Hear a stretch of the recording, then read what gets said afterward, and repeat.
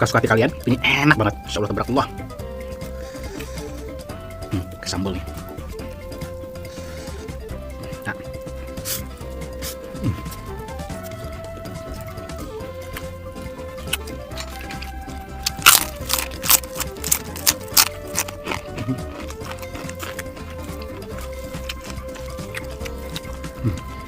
Lihat di sini semua guys, semuanya guys.